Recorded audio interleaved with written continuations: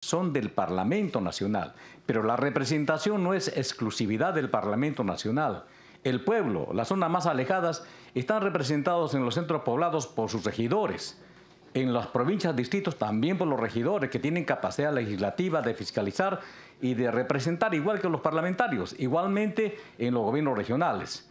Entonces no podemos poner como argumento de que estamos subrepresentados.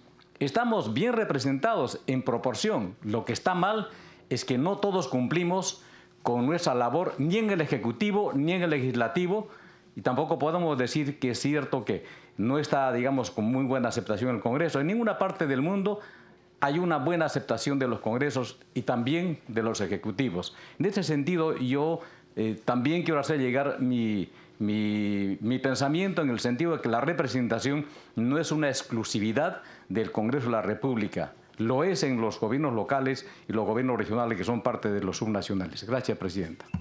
Muchas gracias, congresista. Creo que el señor presidente del Consejo de Ministros se refería específicamente al tema de la representación parlamentaria, pero en todo caso pediría que no abundemos en este debate que ciertamente es apasionante, que ojalá podamos abordar en otro momento, pero sí solicito que podamos permitir que el señor Cateriano pueda concluir su exposición y luego plantear nuestras preocupaciones, inquietudes y abrir debate eventualmente sobre algún otro tema. Adelante, por favor, señor presidente del Consejo de Ministros.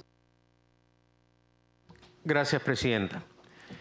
Igualmente, el desarrollo de las capacidades institucionales que implica incidir en la implementación de la Ley del Servicio Civil a nivel regional y local y una participación proactiva de la ciudadanía, constituyéndola en un elemento retroalimentador de la gestión descentralizada que provoque una mayor cobertura y una mejor calidad de servicios públicos.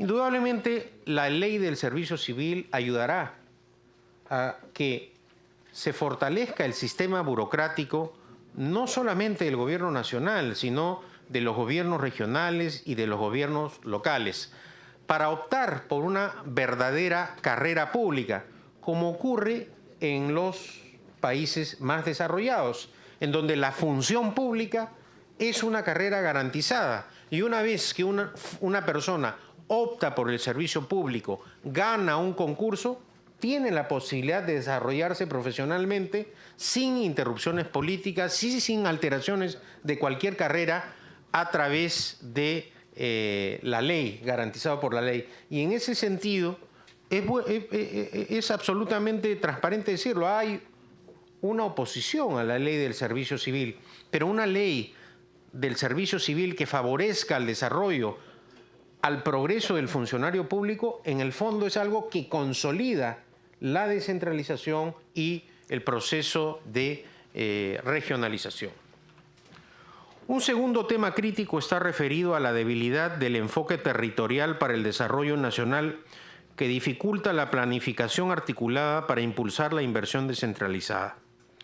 Frente a ello, se plantea como reto clave el impulsar la planificación estratégica y desarrollo de capacidades en inversiones, promoviendo incentivos eficaces que permitan alinear las políticas públicas en los 3 niveles de gobierno. De esta forma, el desarrollo regional se beneficiará incorporando un enfoque que reconozca la diversidad de los territorios para una mayor competitividad regional, generando mejores condiciones para la integración económica territorial, que a su vez potencien los resultados en la inversión pública y privada, recogiéndose, por ejemplo, la experiencia y las lecciones de las mancomunidades regionales y municipales. Un tercer tema crítico está referido al limitado desarrollo de la gestión descentralizada de los servicios públicos, motivado por una acelerada transferencia de funciones que relegó la labor de rectoría desde sectores, impidiendo desarrollar capacidades de manera eficiente. Para ello, se plantea como reto clave la consolidación de los procesos de evaluación permanente de las competencias y funciones transferidas y el diseño e implementación de acciones de mejora continua que vienen llevándose a cabo desde los sectores con un enfoque de territorialidad, género, interculturalidad, inclusión y de derechos humanos que afiance la cobertura y calidad de los servicios públicos. Asimismo, es necesario fortalecer la gobernanza multinivel para una mejor coordinación y articulación de la gestión del Estado e impulsar los procesos de descentralización fiscal a fin de compartir responsabilidades entre los distintos niveles de gobierno para la prestación de servicios públicos de calidad. Un último tema crítico está referido a la necesidad de fortalecer la estrategia y accionar en la lucha contra la corrupción que afecta el desarrollo del proceso de descentralización. Para ello se plantea como reto clave el impulsar una cultura de integridad como condición para la institucionalidad de un gobierno unitario y descentralizado, que revalorice la función pública y que legitime la gestión en el Estado, lo que implica impulsar el modelo de gobierno abierto que supone transparencia en las decisiones públicas, facilitar el acceso a la información pública bajo cualquier medio, rendir cuentas periódicamente y denunciar los actos de corrupción, toda vez que la integridad y la transparencia son fundamentales para consolidar instituciones resistentes a la corrupción. De esta forma, Presidenta, hemos culminado con la exposición de nuestro informe, dando cumplimiento al mandato legal que así lo dispone, esperando haber contribuido a la evaluación y fortalecimiento del proceso de descentralización como política permanente del Estado. Muchas gracias. Agradecemos por su exposición al señor presidente del Consejo de Ministros sobre el proceso de descentralización en lo relativo al año 2015 y damos la palabra a los señores congresistas. Si me permiten, quiero sugerir una mecánica que incluya una primera ronda de intervenciones para que el señor presidente del Consejo de Ministros pueda tomar nota de las intervenciones de los congresistas y luego de sus respuestas podamos abrir una segunda ronda para precisiones o repreguntas para poder ordenar un poquito el diálogo. Dicho esto, y habiendo tomado nota de la primera pregunta del congresista Melgar, damos la palabra al congresista Andrade. Adelante, por favor. Gracias, Presidenta, por su intermedio, saludando al primer ministro y a la secretaria de Descentralización. Escuché atentamente su comentario sobre la PCM y la carga laboral que tiene. ¿Realmente amerita tener más carga laboral o el trabajo de coordinación con todas las múltiples oficinas que tiene ahí no es suficiente? Vamos a recoger. Tomamos nota entonces de la intervención del congresista Andrade, seguidamente el congresista Portugal. Adelante, por favor. Ministro, en todos los momentos se habla sobre descentralización y en todos los niveles, inclusive en los gobiernos subnacionales. Y donde hay más la palabra descentralización es cuando hay campañas electorales. Y efectivamente la población desea tener una descentralización. Y cuando hablamos de descentralización no solamente estamos refiriéndonos a competencias y atribuciones, tenemos que hablar de la descentralización que mueve el principal eje de la economía nacional. Me estoy refiriendo a la descentralización fiscal. ¿Qué ha hecho la PCM para poder llegar a una verdadera descentralización fiscal que significaría una descentralización económica? Habida cuenta que un 70% aproximadamente está en el gobierno central del presupuesto nacional de la República y un 30% en los gobiernos subnacionales. Eso es por un lado. Por el otro, ¿cuál es la actitud de la presidencia del Consejo de Ministros respecto de los conflictos de demarcación territorial? ¿Qué porcentaje del territorio nacional tiene reconocida una demarcación? Habida cuenta que nos trae muchos problemas y no sé cuál ha sido la actitud que ha tomado la PCM respecto del conflicto territorial que hay entre Puno y Moquegua. ¿Cuál es la actitud que ha tenido la PCM? Finalmente, ministro, hace un momento me alegró escuchar de usted el tema de la conservación del medio ambiente. Y en eso creo que todos estamos en la obligación de incluirnos. Cuando hablamos del agua, también tenemos que hablar del saneamiento. Y si hablamos de las dos cosas, estamos hablando de medio ambiente. ¿Qué ha hecho la PCM para poder implementar respecto de las plantas de tratamiento de aguas residuales en muchos lugares del país y principalmente el de Puno, que tiene un compromiso tanto del presidente de la República, su premierato, y también el Congreso ha cumplido con incluir que esta sea de prioridad y preferencia su construcción, por lo menos para poder remediar y sanear las aguas del lago Titicaca? Gracias. Muchas gracias, congresista. Seguidamente damos la palabra al congresista Condori. Adelante, por favor.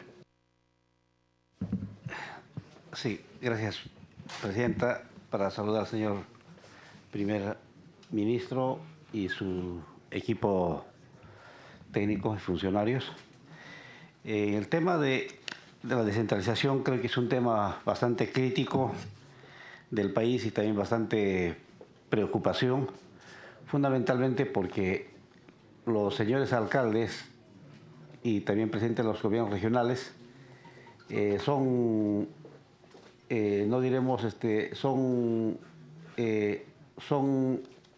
convocados continuamente a Lima, bueno, no tanto por las autoridades, sino por razón de sus funciones, en tanto que tienen que gestionar proyectos para su localidad. Entonces eso significa presentar un proyecto de inversión, absolver algunas observaciones, sugerencias, firmas de convenio, contratos, y esto significa prácticamente toda una odisea para las autoridades locales.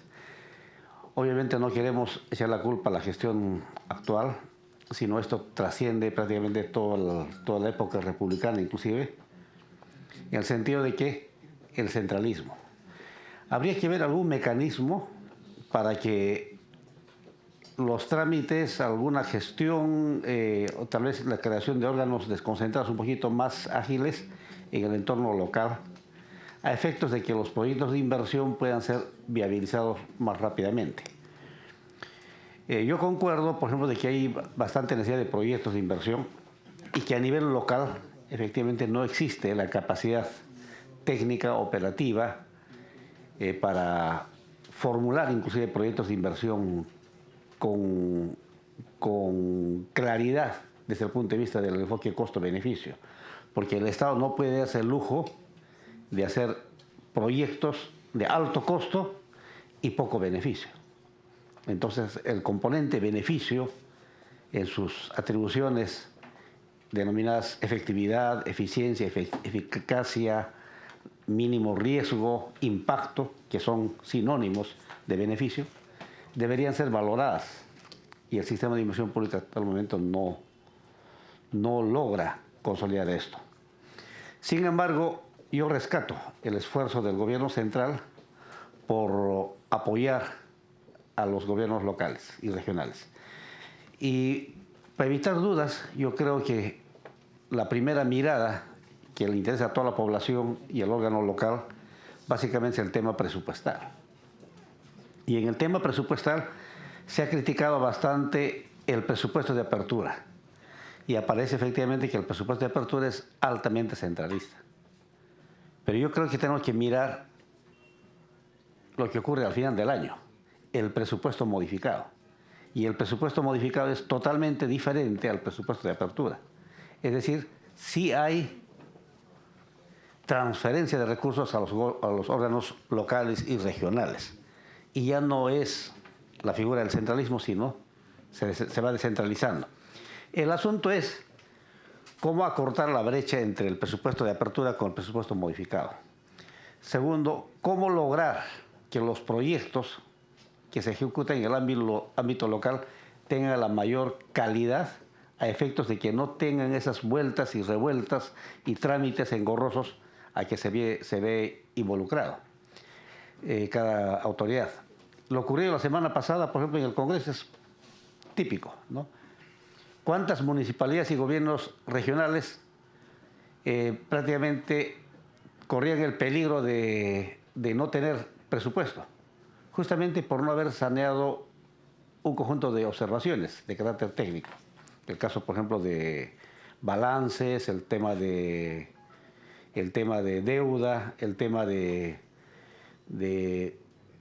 bueno, básicamente es dos que prácticamente estaban eliminados antes de presentarse a un concurso de FONIPREL, antes de presentarse a un concurso del gobierno central.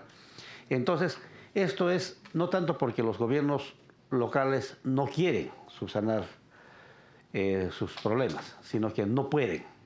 Y no pueden por un conjunto de restricciones.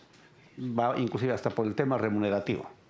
Por ejemplo, en el distrito de Tilali, el señor alcalde me comentaba, o un trabajador me decía, yo percibo 1.000 soles.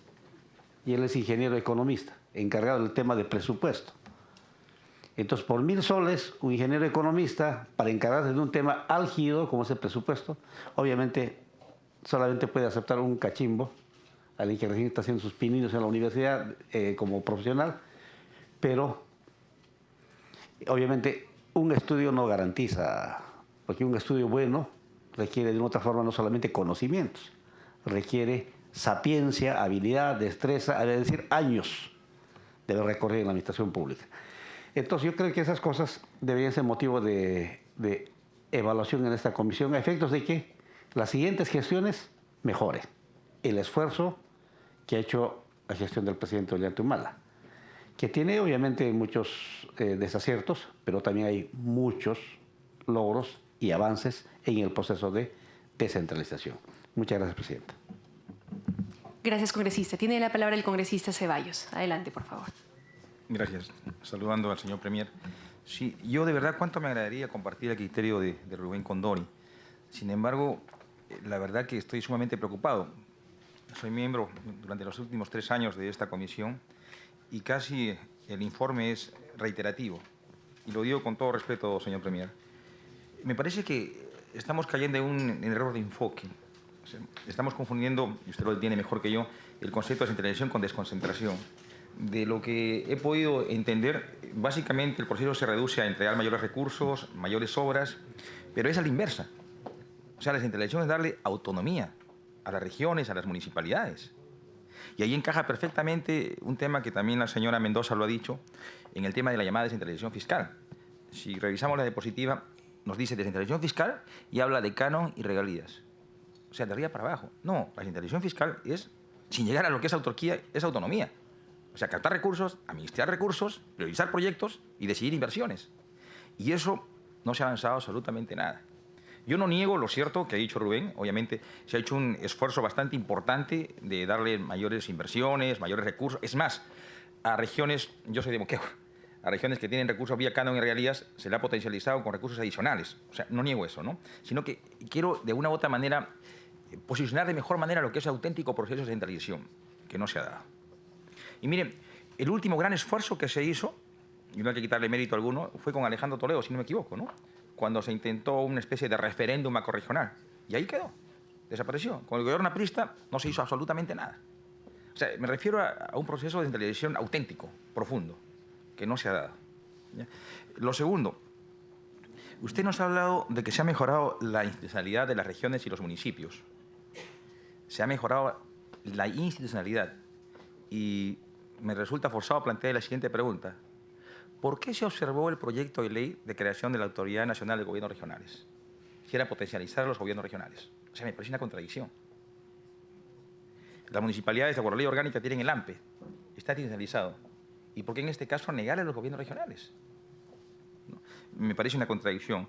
Lo segundo, comparto plenamente lo dicho por usted. Creo que la ley Servir es un instrumento de suma importancia, yo diría hasta vital, para el fortalecimiento de los distintos niveles de gestión, llámese nacional, subregional y locales. Es vital. Y en buena hora que esto haya sido corregido por el Tribunal Constitucional. Pero, sin embargo, nos quedamos un poco cortos, Premier, porque yo recojo las denuncias de distintas municipalidades y gobiernos regionales. El Tribunal Constitucional dio un fallo en el caso Huatuco. Usted lo recordará seguramente, ¿no? Y hoy las municipalidades están quedando sobredimensionadas con personal.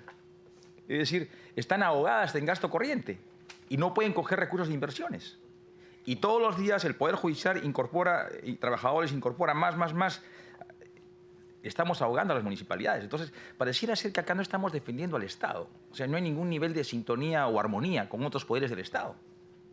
El juez no entiende mucho de administración, menos de contabilidad y menos de economía, obviamente respetando su formación, ¿no? Pero en lo que respecta a la administración del Estado, a la administración municipal o a la administración regional, vemos alcaldes, gobernadores regionales cada fin de mes ahogado con lo elemental, que es su planilla. ¿De dónde va a sacar recursos?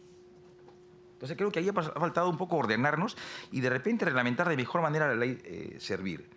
Ahora, un tema que está en boga y se ha puesto de manifiesto en estas últimas elecciones en el tema del SNIP.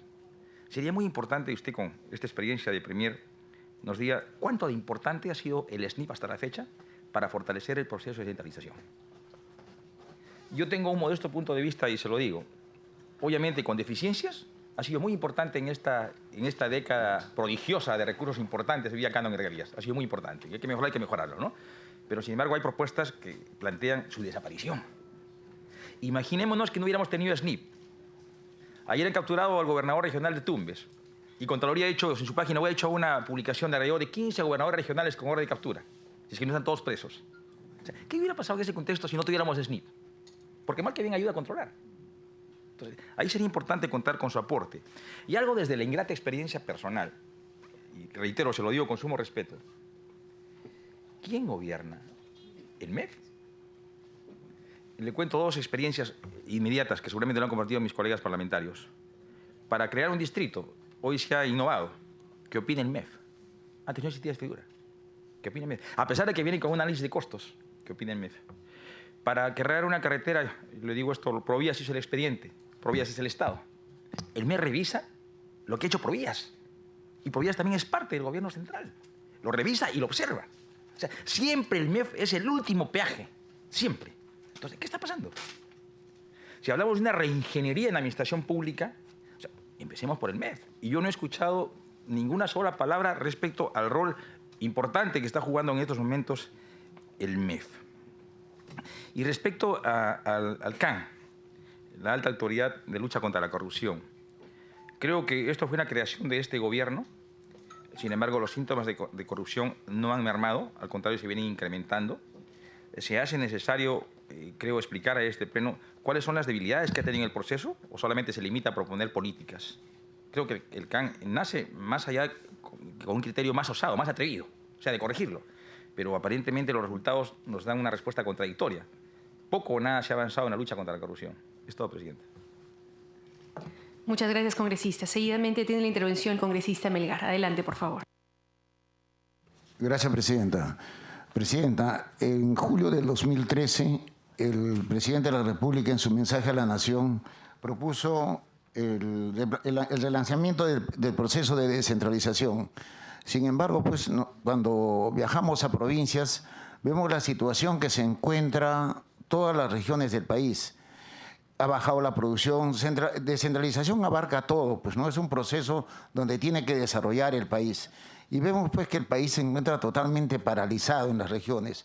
En el sistema salud vemos que la gente para poder tener atención está 3, 4 meses esperando para tener una cita en los hospitales. En el fenómeno del niño que tuvimos últimamente, se centralizó acá el gasto en el Ministerio de Agricultura. Tuvieron que venir agricultores de diferentes regiones del país, prácticamente tomar el Ministerio de Agricultura y obligar al ministro de Agricultura que derive eso a los gobiernos regionales, porque ya teníamos el fenómeno del niño encima y no se había hecho absolutamente nada. Felizmente que el fenómeno del niño fue moderado y no ha habido catástrofes, porque si no, ¿qué hubiese pasado? En el tema de la inseguridad ciudadana, sabemos pues que los policías de provincia los están trayendo a Lima, como si el ciudadano de provincia pues no tuviese la misma calidad de vida que el ciudadano de Lima. Invitamos al ministro del Interior el otro día a la Comisión de Penetración de Narcotráfico en Política y el ministro no sabía que habían cerrado las comisarías que se encontraban en el tramo de entre el Braen y Lima. Entonces, es una vergüenza que el ministro no sepa, nos dijo que no existían esas comisarías. Tuvimos que enseñarle el video y recién se enteró de que esas comisarías habían sido clausuradas. Entre ellas la comisaría de Huáncano, donde una comisaría que es vital, que está en la carretera Los Libertadores, Ayacucho, Pisco. Y hemos visto pues que por ahí vienen los narcobusos, viene la coca acá al Callao, una vía principal. No sabía ni el ministro ni el director general de la policía. Después tuvieron que pedir disculpas y manifestar pues que bueno, que les habían reducido el personal. Entonces, no es posible que se traiga, ahora vemos, ayer había una muerte en Barranca, hoy día ha habido otra muerte en Huacho. Vemos que diario hay muertes en provincias y no se hace absolutamente nada. Pensamos solamente en Lima, al Callao lo hemos declarado en emergencia y la policía cada día sigue aminorando en provincias. Yo quisiera pues pedirle al Premier que mire a las provincias como se mira Lima, porque en realidad pues todos acá somos, la mayoría de parlamentarios somos de provincias y sabemos qué está pasando en nuestras provincias. Así que lo que escuchamos, Premier, no nos convence, pues porque la realidad que vive el país ahorita es otra. Gracias, presidente. Gracias, congresista. Seguidamente, la congresista López Córdoba. Gracias, presidenta. Muy buenas tardes al presidente del Consejo de Ministros y al personal que lo acompaña. Efectivamente, como dijo mi colega Melgar, el presidente de la República en su mensaje presidencial de en julio del 2013 planteó el relanzamiento del proceso de descentralización. De los informes sucesivos se advierte que no existió respaldo político a la iniciativa presidencial e incluso la Comisión de Descentralización en su propuesta de informe anual para el periodo 2015-2016 enfatiza en una propuesta sobre el particular para la siguiente gestión gubernamental, para relanzar el proceso de descentralización, contribuciones y desafíos del Congreso. ¿Qué explica la PCM que no haya impulsado el relanzamiento de este proceso? Incluso teniendo como advertencia uno de los estudios realizados en el marco del programa País de la OCDE, que señala la necesidad de enfrentar desafíos de corto y mediano plazo, en desigualdad económica elevada a la informalidad laboral y baja productividad, donde la descentralización debe de contribuir a revertir estos resultados económicos y sociales. Segunda pregunta, ¿cuál viene siendo la importancia de las mancomunidades municipales y regionales en el proceso de descentralización y cómo se evalúa a la fecha los liderazgos locales y regionales para fomentar la inclusión social? Es todo, presidenta. Gracias por su respuesta. Muchas gracias, congresista. Seguidamente, el congresista Parión. Adelante, por favor. Gracias, presidenta. Saludando al Premier, todos los colegas. Presidenta, en el fortalecimiento de capacidades institucionales y el desarrollo de personas hacia una mejor gestión descentralizada del Estado, yo quisiera hacer unas precisiones y preguntas al Premier. El plan de capacitación de gestión pública, ¿no?, contempló las condiciones de la oferta formativa, plazos y aprendizajes para los diferentes sistemas administrativos y funciones metodológicas. En el caso de las universidades públicas y privadas, no cuentan con las metodologías correspondientes. ¿Cuál es el incentivo que se tiene para ello, ¿no?, o qué diseño alternativo se pensó, ¿no?, o implementarlo, ¿no? Aparte de eso, también quisiera señalar, se ha olvidado, cuando escucho hablar con mucha seguridad al Premier, vemos nuestros, en provincia más que nada, muchos municipios que han sido abandonados y prácticamente algunos por poca población que ya cuentan, porque muchos van migrando, por ejemplo, sierra hacia, vamos a decir, selva o hacia la capital. No se ha trabajado qué alternativas podemos implementar para que esa población siga manteniéndose, o sea, la juventud, por ejemplo, o en todo caso algún pedido o algún proyecto que elabora, por ejemplo, o busca un financiamiento un municipio, lo único que hacen es no calificar porque ya no cuenta con la cantidad de población. Esto yo lo veo, por decir, en mi región, en Junín, en algunos distritos de la parte sierra. Asimismo, también yo quisiera también resaltar que se ha venido trabajando en el proceso de descentralización por algunas creaciones de varios distritos que se ha creado en este gobierno, principalmente en la zona del BRAE. Sin embargo, también quisiera precisar ahora y preguntar al Premier qué es lo que está pasando o qué es lo que conoce el Premier frente, por ejemplo, al problema que tenemos entre la región Cusco y Junín. Hay intención de crear distritos, me parece muy bien.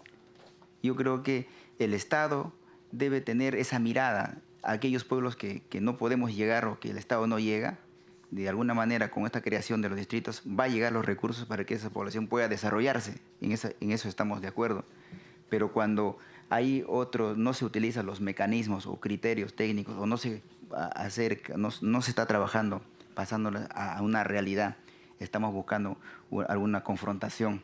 Hay un proyecto, lo digo esto, ministro Premier, porque hay un proyecto que ya está en el legislativo, aquí de la creación de Tambo Elene.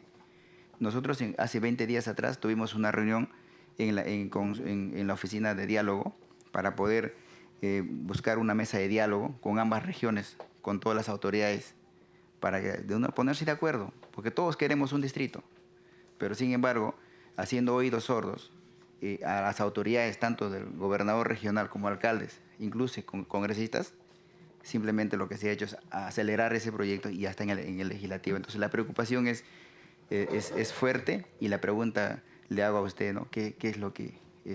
¿Cuál es la intención o qué es lo que se conoce usted, en todo caso, como Premier? Porque es el Consejo de Ministros el que ha aprobado, por ejemplo, trasladar ese proyecto al Ejecutivo. El día de hoy han estado acá más de 60, 70 personas, dirigentes y autoridades, tanto gobernadores como alcaldes de nuestra región Junín. Gracias, Presidenta. Gracias, Presidenta. Muchas gracias, colegas congresistas. Si me permiten, quisiera también participar con algunas interrogantes muy puntuales. La primera de ellas referida a el nivel de institucionalización de los espacios de diálogo, encuentro, debate entre los distintos niveles de gobierno. Se ha comentado aquí la realización de encuentros y diálogos, sesiones descentralizadas del Consejo de Ministros que valoramos ciertamente como positivas, pero que no suplen nuestra preocupación por una institucionalización de este diálogo, ¿no? Dado que los espacios concebidos para ello han quedado de alguna manera estancados o congelados, llámese Consejo Nacional de Descentralización u otros. De alguna manera, desde el Congreso tratamos de suplir o contribuir a suplir esa problemática institucionalizando, reconociendo formalmente a la Asamblea Nacional de Gobiernos Regionales, y el congresista Ceballos recordó aquí cómo es que este proyecto fue observado de parte del Poder Ejecutivo, cosa que finalmente se insistió desde el Congreso, pero es evidente que esto resulta insuficiente. Y me gustaría saber, señor Cateriano, ya que usted se ha animado a plantear algunas recomendaciones de cara al siguiente gobierno sobre estos temas, si se tiene una ruta sugerida a partir de la experiencia sobre cómo institucionalizar los espacios de diálogo entre los distintos niveles de gobierno. Por otro lado, se nos ha dado cuenta también de los esfuerzos del Estado y en particular desde la Presidencia del Consejo de Ministros para que podamos adecuarnos a los estándares de la OCDE, y sabemos que entre estos están las distintas herramientas que se han ido creando en materia, por ejemplo, de lucha contra la corrupción o transparencia en la gestión del Estado. Y sobre el particular, tomamos conocimiento en esta comisión de que desde el año 2012, tras una serie de diálogos y debates entre distintas entidades públicas y organismos de sociedad civil, se tuvo un anteproyecto de ley para una autoridad autónoma de la transparencia y acceso a la información pública. Esperábamos entonces recibir en esta comisión el referido proyecto de ley, sin embargo, esto no ha sido el caso hasta el momento. A raíz de ello es que el 10 de mayo en esta comisión aprobamos un proyecto de ley para declarar de interés público la creación de esta autoridad, proyecto de ley que esperamos pueda ser visto en el Pleno del Congreso en los próximos días, o eventualmente ya no sea visto porque esto pueda ser cubierto por un proyecto de ley que pueda venir directamente del Poder Ejecutivo, dado que tenemos entendido la Comisión de Alto Nivel Anticorrupción ha enviado a su despacho, señor presidente del Consejo de Ministros, en fecha tenemos entendido 10 de mayo de 2016, un anteproyecto de ley para crear esta Autoridad Nacional para la Transparencia y el Acceso a la Información Pública. Nos gustaría saber entonces en qué está este proceso, si es que está dentro de los objetivos de su gestión que se pueda constituir formalmente esta Autoridad Autónoma de la Transparencia.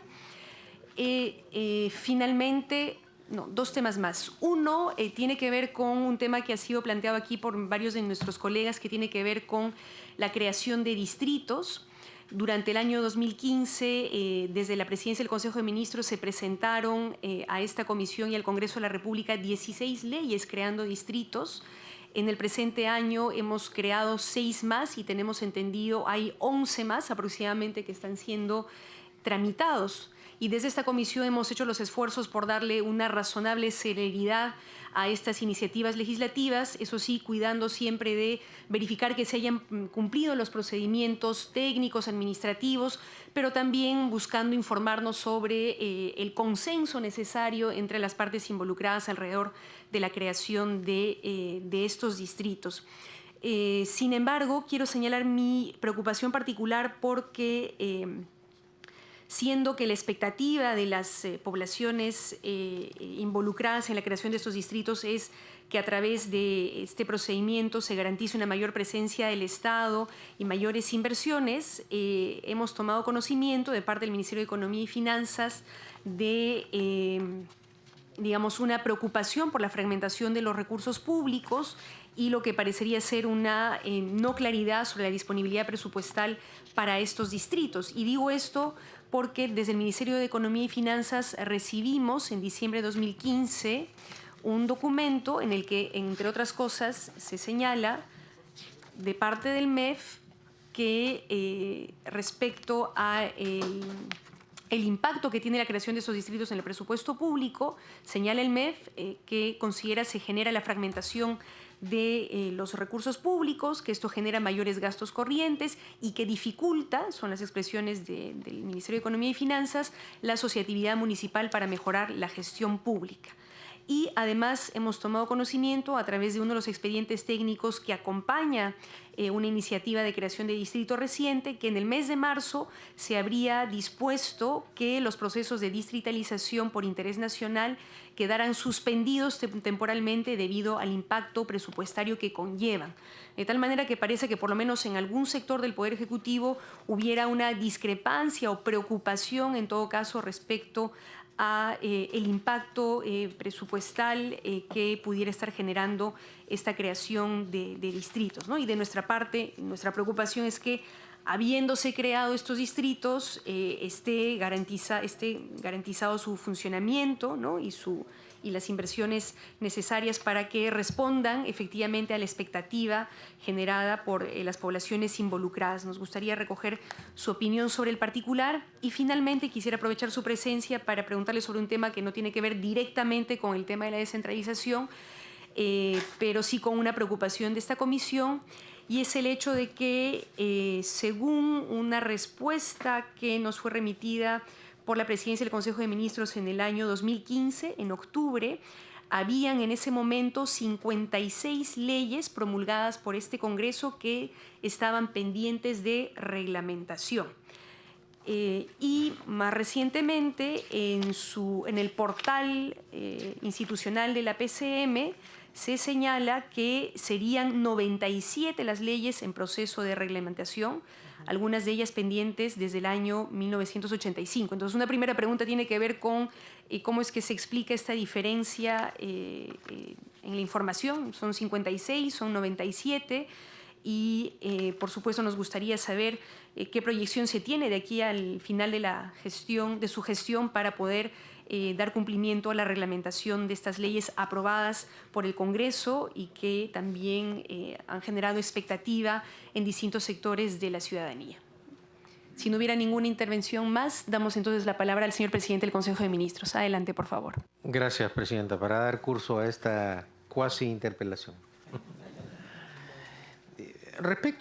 Iré respondiendo si falta algo, me complementa la doctora Mendoza. Empezaré por el congresista Andrade, que pregunta sobre la carga laboral. En realidad, la presidencia del Consejo de Ministros, como señalé, no tiene una cartera, no tiene un gran equipo. Lo que tiene sí son 16 organismos adscritos. Pero ustedes comprenderán que entre la vorágine política, las emergencias, el día a día y lo que señalaba anteriormente, las autonomías de ciertas supervisiones, que a veces uno levanta el teléfono para preguntar y dicen no. Aparece en un periódico, está llamando el presidente del Consejo de Ministros a presionar para ver si sube tal o tal cosa. Inclusive lo que ha motivado que muchos organismos pidan el mismo tratamiento que tienen la Superintendencia de Banca y Seguros, el Banco Central de Reserva, es decir, una especie de autonomías constitucionales, que son fundamentalmente los órganos que se manejan técnicamente, y el resto de organizaciones que efectivamente están adscritos, pero que simplemente hay una reunión de coordinación periódica con la Secretaría General del Consejo de Ministros para dar cuenta de sus actos. En cuanto a la presidencia del Consejo de Ministros en sí, el presidente del Consejo de Ministros, si bien es cierto en nuestro esquema constitucional, cumple con todos los trámites del presidente del Consejo de Ministros en el sistema parlamentario puro, no es jefe de gobierno, no tiene la potestad de dar una orden, no tiene esa potestad constitucional, simplemente la de coordinar y ser el vocero del gobierno. Ciertamente, entre las coordinaciones a nivel del Poder Ejecutivo, más las coordinaciones internas, eso demanda un esfuerzo, aunque no se crea, muy grande, porque implica de otro lado un poco lo que es, y uno recién se da cuenta cuando está sentado en el puesto, la visión del Perú, porque de otro lado, lo que está en la ley de los organismos adscritos a la PCM, de la coordinación ministerial, no está contemplado, de otro lado, la parte referida, por ejemplo, al día a día, que son los problemas diarios que desde la presidencia del Consejo de Ministros tiene que ver en cada región, ¿no? Lo que ocurre en Apurímac, lo que ocurre en Loreto, lo que ocurre en Moquegua. Al final, el problema siempre escala hacia la PCM, cuando hay cualquier problema, ¿no? La toma de una carretera, que un preso en tal penal se cosió el labio, que hay que hacer una evacuación en la